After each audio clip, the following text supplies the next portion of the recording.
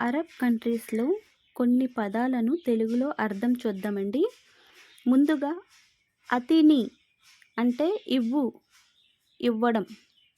అతేత్ అంటే ఇచ్చాను.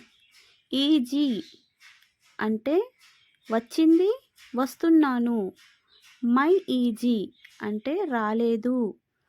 నోమ్ నామి పడుకోవడం. నోమ్ నామి ఈ రెండు పదాలకి తెలుగులో అర్థం పడుకోవడం. రోహినామి అంటే వెళ్ళి పడుకో. వద్ది అంటే పట్టుకెళ్ళడం, తీసుకెళ్ళడం. ఈ జీబీ జీబ్ ఈ రెండు పదాలకి పట్టుకునురా, తీసుకురా. పట్టుకురా, తీసుకురా. జీబీ జీబ్ అంటే పట్టుకురా, తీసుకురా అని అర్థం.